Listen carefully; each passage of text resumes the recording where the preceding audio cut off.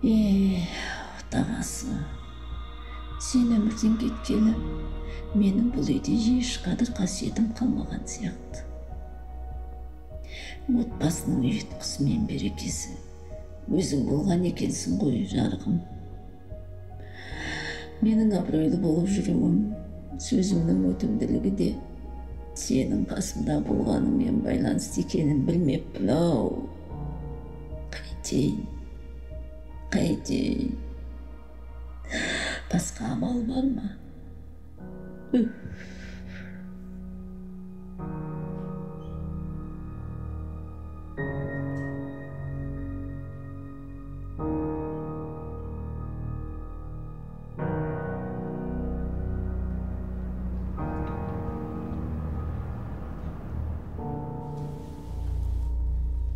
Айман, Қатира, айналайындар.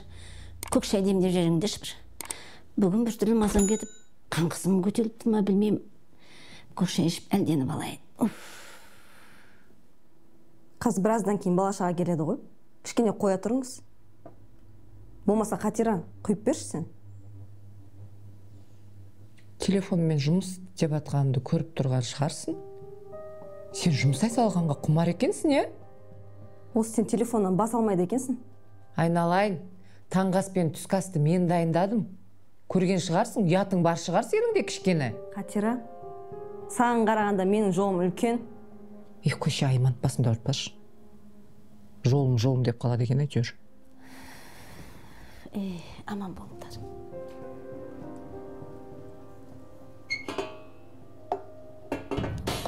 Ой, қолымды күйдіріп алдым ау. Құр. Не істеп жүрсіз, жыбыр етіп? Сәл шыдасаңызшы, дайындап береміз ғой. Ыдыс аяқтың бәрін сындырып бітетін болдыңыз, майыстырып. Құйып берсең болатын еді ғой. Сөзбен қатырғанда бәле дейсің. Андағын бәрі менің артымнан келген ыдыстар. Байың айт төлеп берсін. Ойбай, көке, ыдыстарын көзін жинап ал. Міндет па не маған?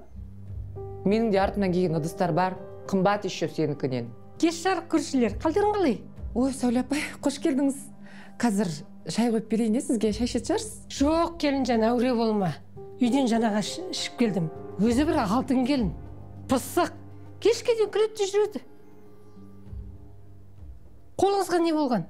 Әй, құр мынау пысықтығым ұстап, шайнекті газға қояйын деп едім өзім.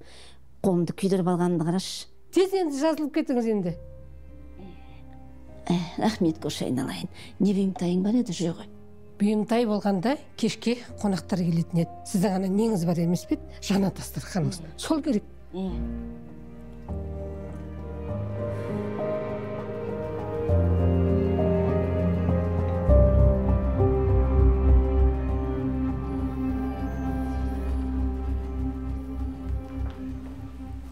Сендер қашан қалаға көшетін болдыңдар?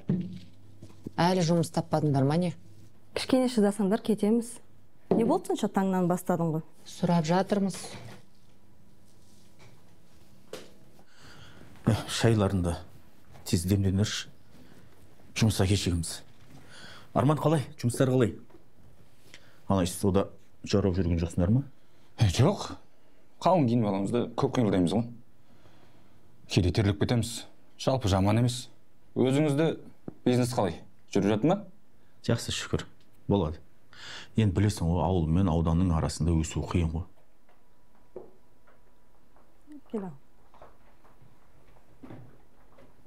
Келді. Жүріңдер балдар, тез таңғы астарың ішіп алыңдар, сабаққа кешігесіңдер әйтпесе. Қатира, шайың не болып кетті? Дайындап жатырмыз ғой, не қылса?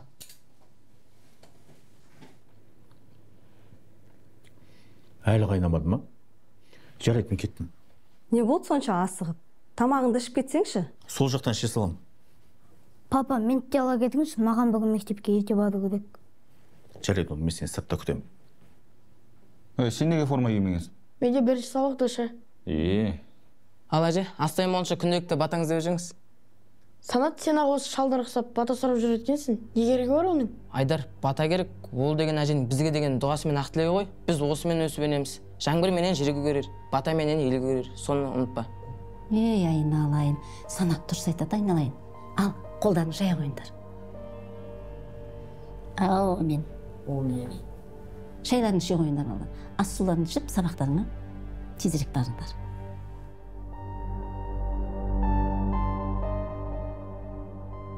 Сен жүгіріп келіп амандасуды ұмытып қалдың ба? Или өсіп кеттің ба? Батан кешірші, байқамай қалдым. Өткендегідей шапаға жегін кеп тұрма? Сосын өмір бақи іздеп жүресің мен. Бәрін бастайтын сенің маман ғой, өдір мойындасыншы. Сендердікі ғой, қашан көрсе ұрыс істеп тұрады ғой. Бөлініп кетсеңдер дұрыс болар еді, тынышталып қалатын. Расул, Айдарбектің не оттап тұрсыңдар? Бір үйдің балалары емессіңдер ме? Бөлініп кетсек деген не әңгіме ол? Құтыламай жүрсіңдер ма? Құтыламай жүрмін. Ана екі әйелдің ұрысына шаршап кеттім. Тыныштық керек маған, тыныштық. Санат, қара, анау біреу әділетті тағырып жатыр. Жөндерге сөйлесейік. Өздерің бара беріңдер, сендердің бауырларың ғой. Мен кеттім сабаққа. Қапынан қорлығына, жүр Расул, бар сөйлесейік. Жоқ, Құдақжан керек емес. Сен тоқташы. Не болып жатыр бұл жерде? Байқамай амандасып қалған едім, соған болып жатыр, айтсам түсінбейді ғой. Сен әлің осындай кішілерге ғана жете ме сонда? Уже бірінші рет емес қой сенікі. Керек десеңдер барлықтарыңа жетеді әлі. Недегілерің кеп тұр соны. Екіншілер менің бауырыма тиісетін болсаң, қоңсындар мұқтың ба? Кек аламын деп ойлаушы болма, бәрібір таяйсың. Жөндер кеттік.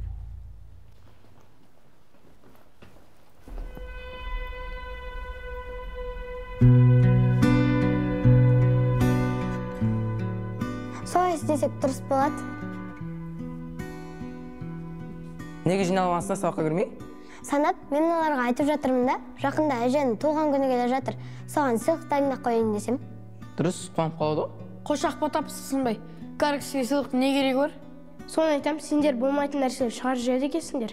Сендер әшейінде әженің зейнетақысы түскеніне не әкелдіңіздер дегенді білесіңдер, сонда сыйлық жазуды білмейсіңдер ме?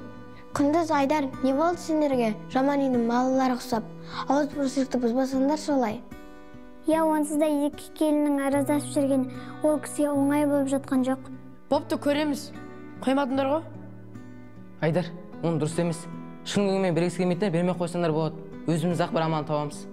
Бір адамға қоңыр сыйлау қағбан тұрғызғанмен тең дейді, сол үшін ойланым да. Дұрыс айтасың, Әділет. Оны тағы бір ақылдасамыз, қазір сабаққа кірейік.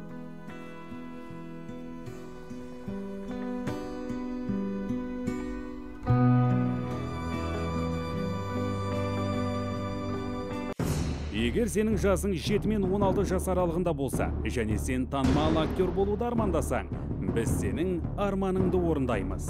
Қазақстанның танымал актерлармен бірге бір киноға түсесің. Ол үшін сенің атанаң төмендегі нөмерге хабарлассын. Каз Продакшн киностудиясы сенің арманыңды орындауға дайын.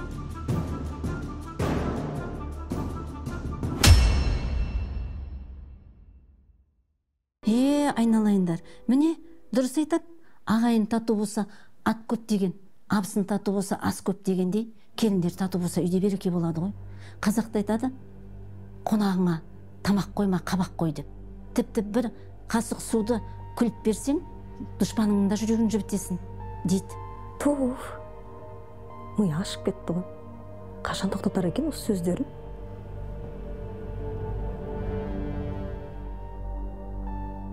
Дұрыс айтып отыр ғой негізі. Қош сен де. Уже естігім келмейді.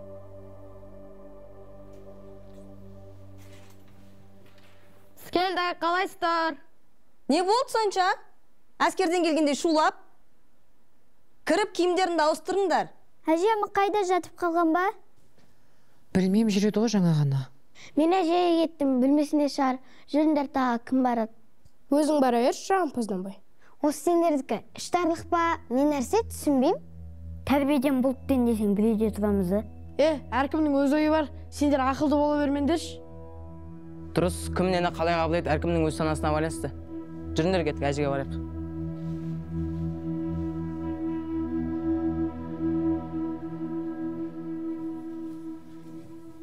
Әже, қалайсыз? Ой, жарықтарым, келдіңдер ме? Сабақтарың қалай? Жақсы, мен бүгін 4 сабақтан 5 алдым. Әділет болса менен қалып қалды. Жарығым сол, жарайсың сол. Осы қыз сондай ақылды өзі. Әділет, саған не болды? Мен бүгін 3-5-тік алдым да біреу жетпей қалған, соған мақтам тұр ғой ол. Әне, бәрекелді. Бұл балам да жақсы, жаман емес. Неге ерте жатып алғансыз? Арғы бөлме жаққа шығып отырмадыңыз ба? ой жаным, келіндердің аяғына шалыныспайын деп кешкі асқа дейін демалып алайын дегенім ғой. Әжем, ақылшымен сіздің өсиеттеріңізді тыңдап қатарларымыздан ерте есеп келе жатқан сияқтымыз. Иә, маған да сол жағы қатты сезіледі. Қарты бар үйдің қазынасы бар деген осы шығар. Алтындарым, шалақын бабаң айтқандай, жақсыға айтқан ақылың қазулы сара жолмен тең, жаманға айтқан ақылың ақ кеткен селмен тең дегендей ғой. Менің айтқан ақылдарымды жақсыға қабылдағандарың, өздеріңнің жақсы екендеріңді дәлелдегендерің жандарым. Әжетай менің данышпансыз ғой, бізді жаңа ғана бөлме сыртында осы әңгімені айтып жатқан едік. Кімнің кім екенін біліп қалдық десеңші.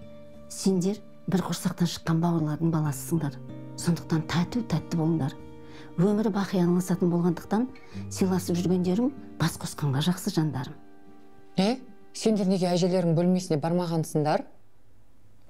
Қойшы, одан осы жерде телефон ойнап отырған жақсы. Әжені білесіз ғой, баяғы заман әңгімесін айтып миды ашып жүреді. Бопты, ақыры бос отыр екенсіңдер ғой, бар онда мусор тастаңдаршы бар. Қайдағы бос отырған, өзімнің ойынның бір этабынан өте алмай жатсам? Айдар, онда сен барып кеш бар. Барғың келмейді, өзім сабақтан шаршап келдім. Телефонды енді алдық қой қолға. Сен екеуің қандай болып кеткенсіңдер, Әкелерің кесе қаз сөйлейді ғой сендерге, маған сөйлемейді ғой, сендерге ұрсады ғой. Бар, тастап ке бар.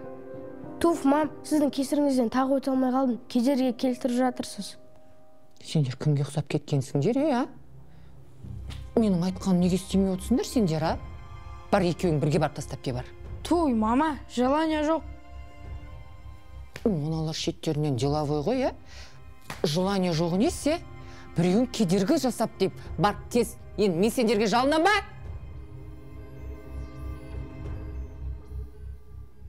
Ой, тоба, кухняда бар, мусор. Атаңа не істесең, алдыңа сол келеді дейді атам қазақ. Алла өте әділетті ғой. Сондықтан атанаң жаман болсын, жақсы болсын, жылы қабақпен құрметтеп, баталарын алуға міндеттісіңдер, айналайындар. Түсінікті ме? Иә. Жүріңдер онда тамақ жейкендер.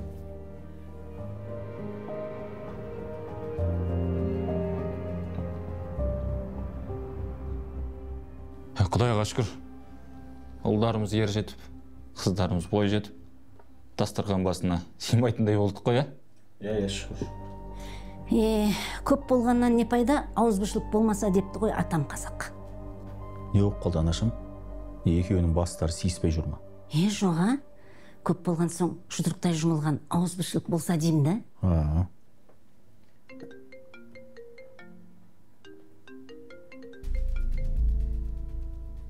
Алло? Мен тыңдап тұрмын. Кімді?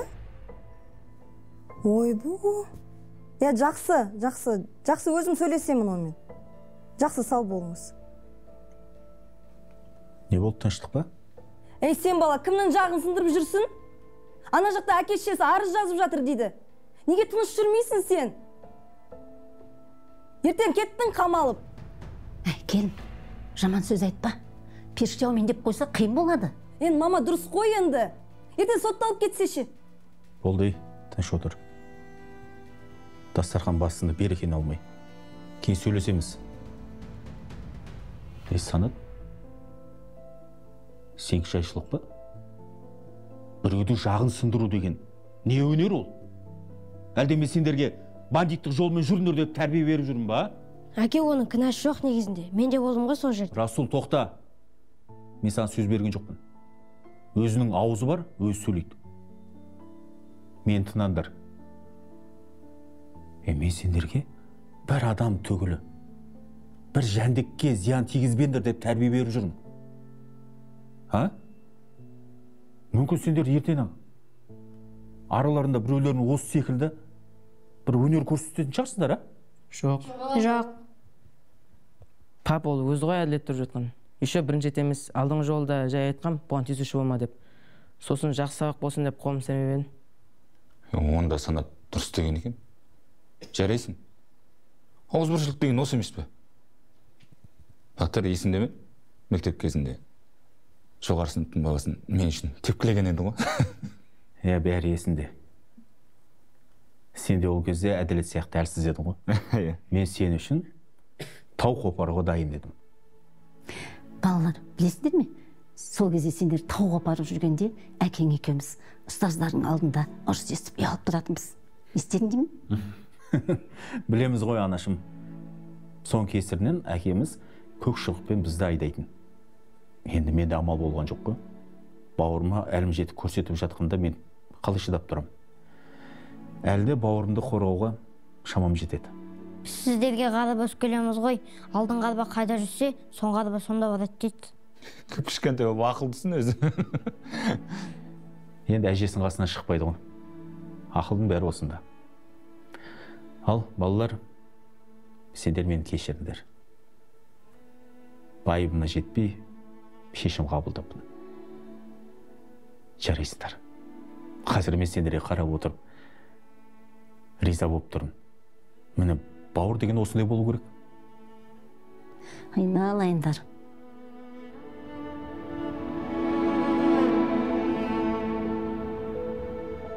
Әже, сіз неге осы гүлге күнде су құя бересіз?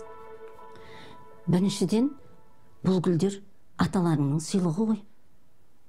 Екіншіден, бұларға су құймасаң қурап қалады ғой.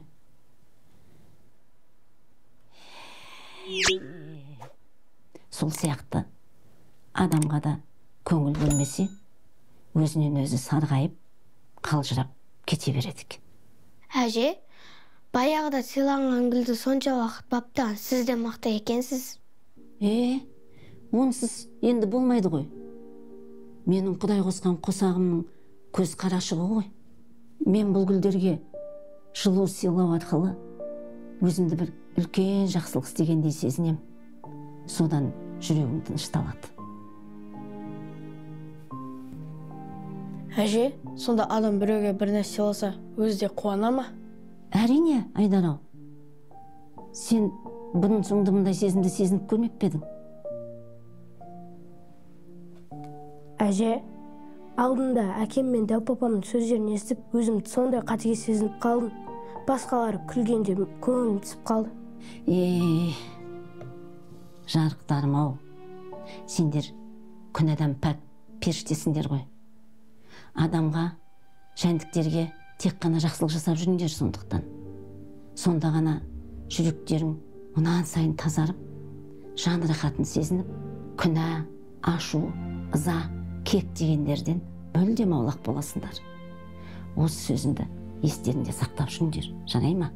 Түсінікті, әже. Айналайындар.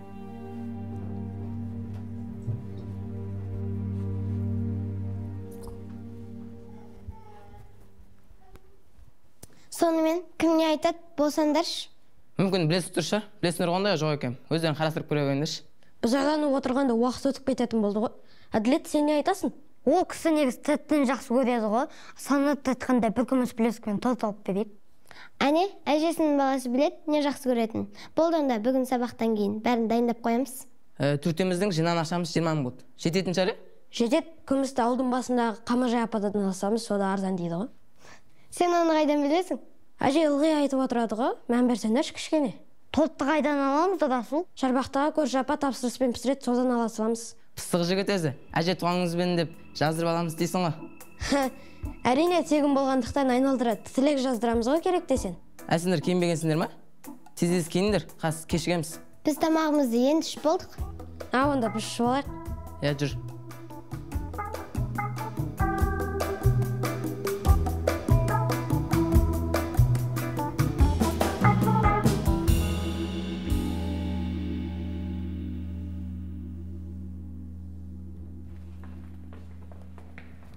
Қалай? Сабақтарың өтті ма? Біз тарадық енді барып тортты алуымыз керек. Сен табыс беді білуге дегенсің ба не? Бағана үйден шығып шарбақпен өтіп едім ғой. Онда Расул, сен тортқа бар, біз үшеуміз біраз көріп келейік. Санат, тоқтаңдаршы. Сендер сыйлық алуға бара жатсыңдар ма? Не болды? Сендерге тыйым қосып бірге алайын дедік. Ой, жақсы болды ғой. Неге ертерек айтпадың да? Біз дегенде екеуміз сендерге қосыла салайын дедік те, Айдар мен Құндызды бөлгіміз келмеді. Ой, екеуі папа мен әжен сөздерінеке көздері ашылып жатыр ғой. Біз енді ұрыс талас тату боламыз деп өзімізге сөз бердік. Осы уақытқа дейінгі қателіктерін кешіріп қойыңдар. Қош Айдар, ешкім саған ренжіген жоқ. Біз бауырларымыз ғой. жақшаға өзгерген болсаң тек қуаныштымыз. Ендеше кеттік, бірге барып сыйлық алайық. О, жүріңдер ана.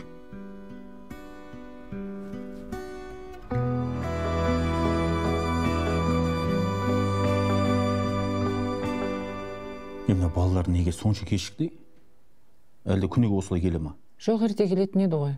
Қосымшалары болып қалмаса? Қосымша бәріне бірдей болмайды шығар. Әрқайсысы әр сыныпта оқиды. Сабыр сақтайық балалар. Келіп қалар. Елдің іші тыныш қой.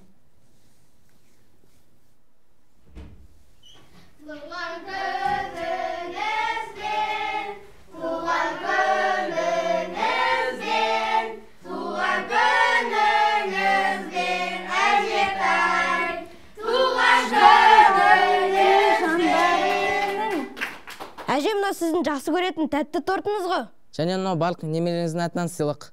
Алтын жалатылған күміс білезік. Құлындарым менің.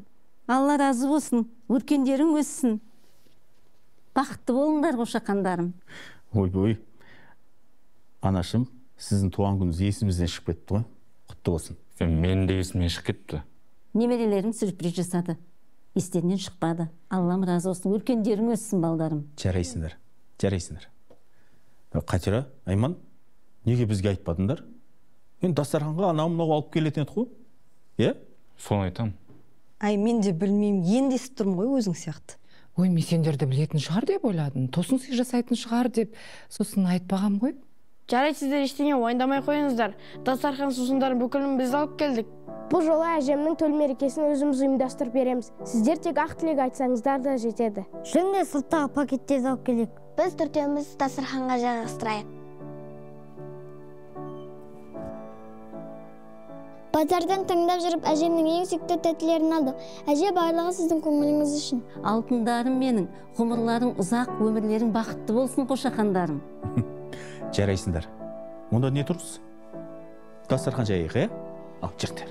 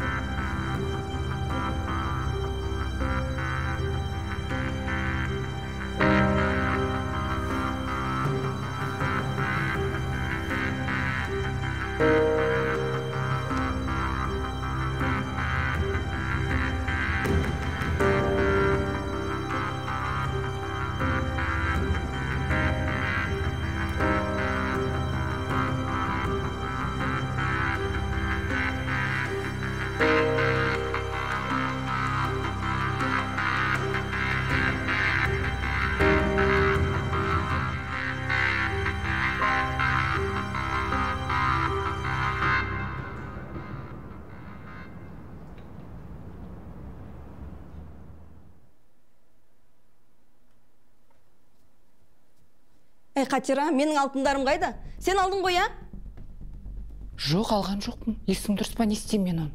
Енді кім алады?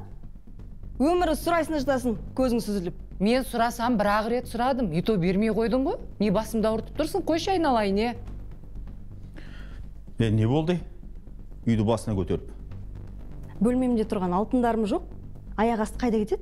Қатира алмаса. Қатира, сен ба алған оны? Мен алған жоқпын, Арман. Сендер естерің дұрыс па, не мен ұры деп тұрсыңдар ма? Алған жоқпын. Сұрадым, бір-ақ рет сұрадым. Бәлесіне қалдық қой оның үстіне. Басымда ауыртпашы, Айман.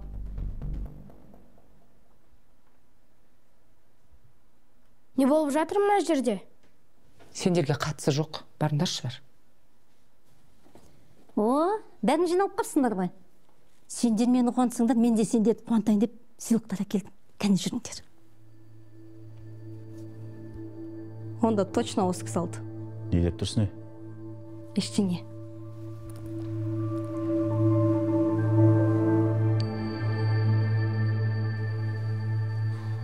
Бақтияр, айналайын, жетер енді. Бұл үйде тұрып атқанымызға 15 жыл болыпты ғой. Кетейікші қалаға. Өзің де білесің, ол жақта бизнесің да жақсы дамиды дегендей. Солай істейміз ау. Оның үстінен екеуінің бастарында сиіспей жүрген сияқты ғой. Жоға, ол жағын білмеймін. Қойшы оны. Қысқасы, сенің қайыныңның қалада пәтері бос тұр. Несін күтеміз, бүгін ақ көшіп кетейікші. Соны өзім де біраздан бері ойлап жүрмін. Қалай болады екен, Қалай? Біз бұл үйден 13 жыл бұрын Арман үйленген кезде ақ еншімізді алып шығып кетуіміз керек еді.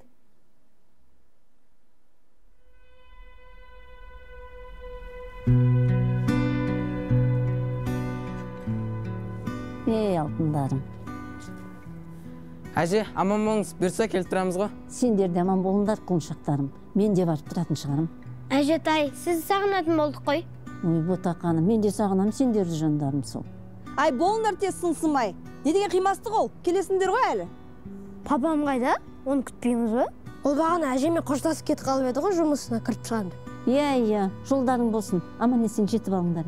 Саған сандар хабарласып тұрасыңдар ғой. Сендерге енді бауыр басып келе жатыр едік.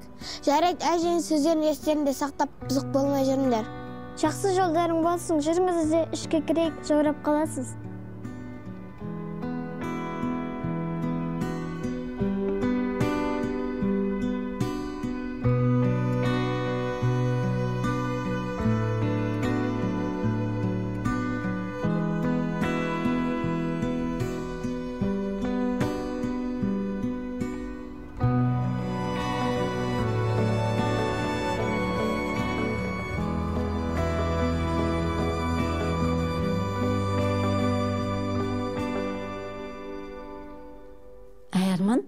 Бақтиярлардан не хабар? 2 ай болды отып тұрс кеткендерін өздерін. Жоқ, мам, хабарласпады. Қолдары тимей жүрген шығар мүмкін. Үйдің іші тым-тырыс болғаны мен әлі үйрене алмай жатыр. Айтпаш, олармен бірге қызық болған екен ғой. Әрине жақсы балам. Бауырлармен тату-татты өткізген күндердің бәрі жақсы.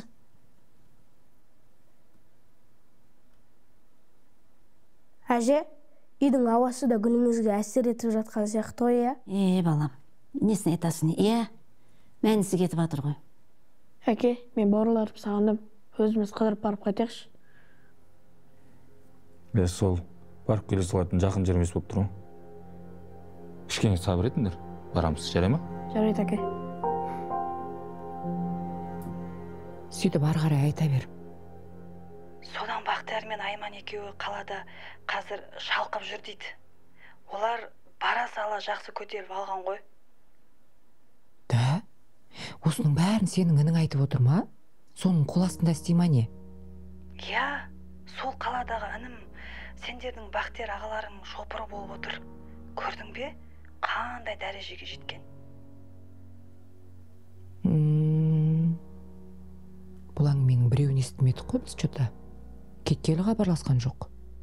Хабарласпаған сол, таңның атысы, күннің батысы жатпайды. Жан жақтан ақша алып келіп жатыр деді ғой. Сөйтіп? Қой қайтераш, мен қайтайын. Қазір күйеуім жұмыстан келеді. Тамағын дайындап қойайын. Бопты, не ғой, хабарын айтып тұрасың ғой да? Аха, жақсы.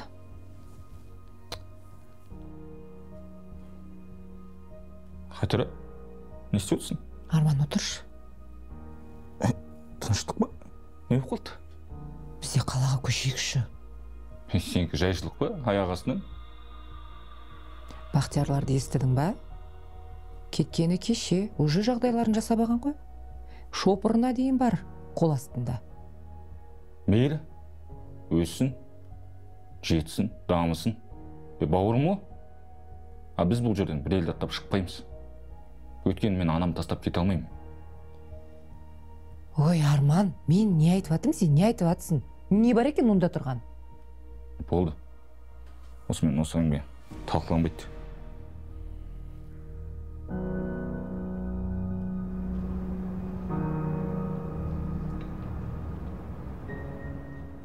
Жарықтарым мені уайымдамаңдар.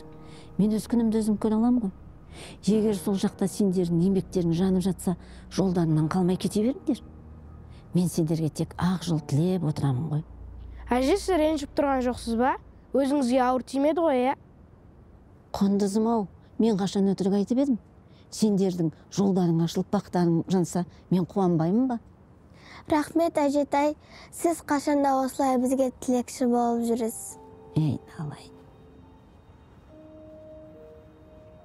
Жарайды, мам. Өзіңізді күтіңіз. Сәуле апай сізге қарайласып тұрады ғой, ә? Уайымдамаңдар. Құдай қосқан көршім ғой. Жалғыз қалдырмаймын. Ыстықты да, суықты да бірге көрдік қой. Сәуле апай, онда әжем сізге аманат. Жақсылап орындаласып алған соң алып кетеміз ғой. Жарайды, жаным. Уайымдама. Ақ жол тілеймін. Аман-есен жетіп алыңдар. Иә, Шопан дұрыс айтады. Орналасып алғаннан алып кетеміз. Айтпақшы, Қатера хабарласты. Көп қабатты үйдің бірінші қабатынан пәтер тауып қойыпты. Айналайын, менің кіріп шығуыма жеңіл болсын деген ғой. Жолдарынан қалмаңдар онда. Бұйырса, Құдай қаласа, оны да көрерсіңдер. Жақсы, мам. Айналайын. Біз кеттік. Болды.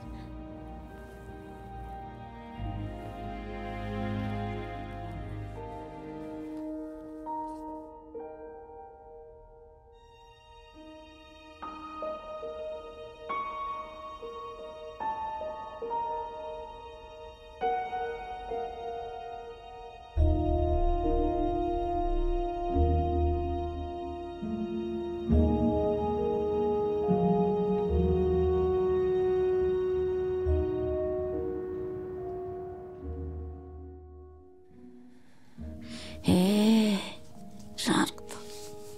Неге үзілдің? Бәрі жақсы болады. Олар міндетті түрде келеді.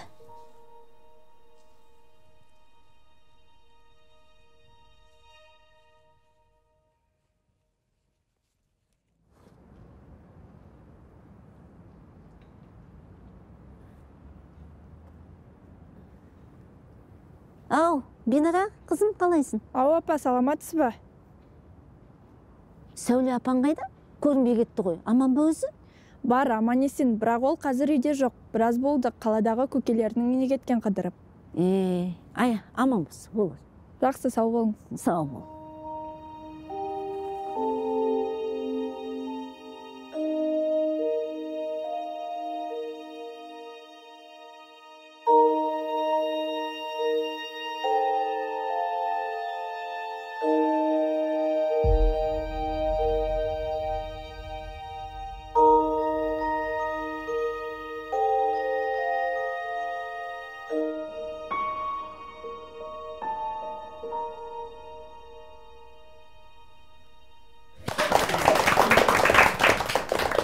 Ал жарайсыңдар балалар. Ал енді туған күн иелеріне, Әділет пен Шолпанға бір ауыз ақ тілектеріңді айтыңдар. Қане, Санат, сен баста. Не етейін? Бауырым Әділет болып жатқан, ал Шолпан қарындасым келіп жеткен туған күндерің құтты болсын. Сендерге бар жақсылық тілеймін. Сендерге зор денсаулық пен бақыт тілейміз.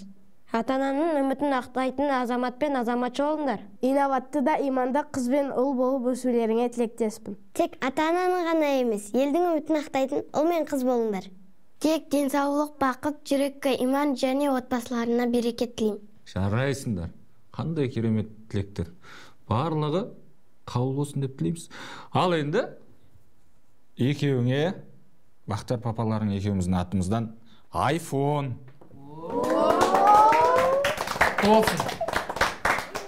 Ал құтты болсын. Ұнады ма сыйлық? Рахмет. Айтпақшы, анау жаңа телефоныма сим-карта алғам ғой. Жаңа сим-карта. Соны салсам дұрыс істемей тұр. Неден екен? Менікі де сондай болып қалды. Неден екен ол? Балаларға берсеңдерші, менікінде осылар істеп берді ғой. Күшті қылып істеп береді балалар. Рахмет сізге әке, Бақтияр папа, бұл мен үшін үлкен қуаныш болды. Табыстарыңыз артай берсін. Аумин, аумин. Қараш қалай сөйлейді әжесінің балалары. Әділет, сен де бір тілек айтшы. Әже демекші, сізде бізді ауылға апарамыз дегендеріңізге 1 жыл өтті ғой. Қашан барамыз? Мен әжем сағынды. 1 жыл өтіп кетті ғой, барамыз. Міндетті түрде барамыз. Осы аптаның ішінде, Қайдағы осы апта? Арман екеуің графиктерің 2 айға толып тұр ғой. Бос емессіңдер. 1 сағатын жоғалтатын болсақ, барлық клиенттерден айырыламыз. Вы чё? Айтпақшы ол да бар. Мейлі бір босаған кезде барамыз, жарай ма балалар?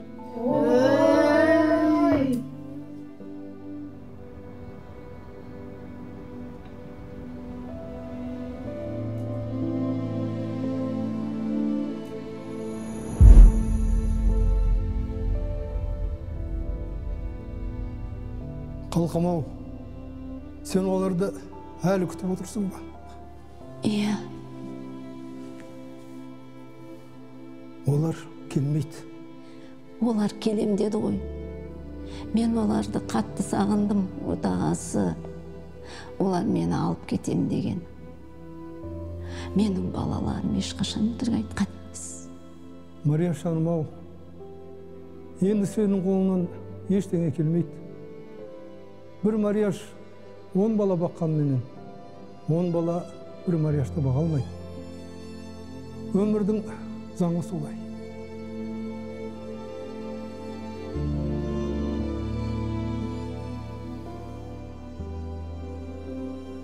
Иә. Дұрыс тәрбие бере алмадым.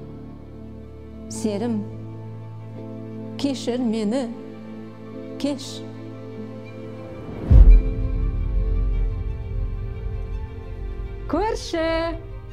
Көрші. Қайда кетіп қалған?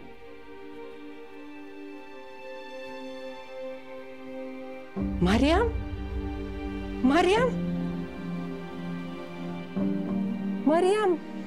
Не болып қалды саған? Мариям, тұршы! Мариям!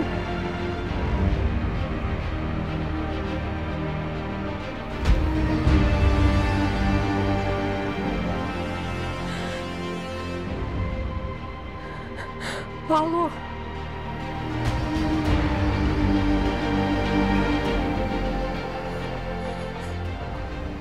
Бақтияр, анаңнан айырылып қалдық. Иманды болсын.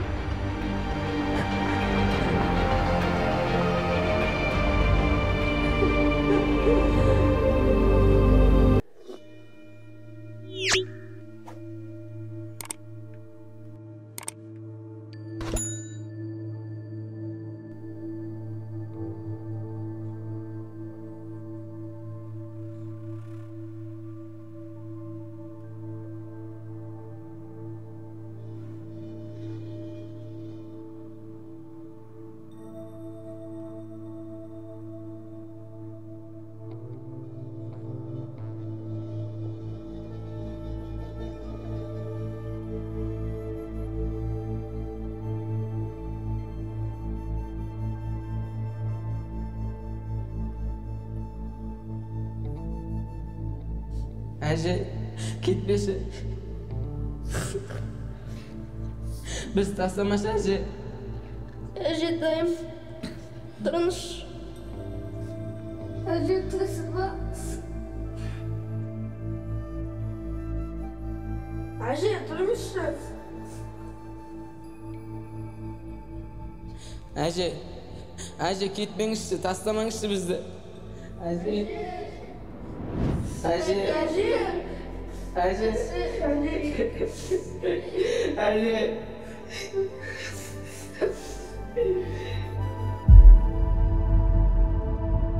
Сәлем достар, Кас Продакшнның кастингіне келіңіздер. Бізбен бірге үлкен киноға түсіңіз.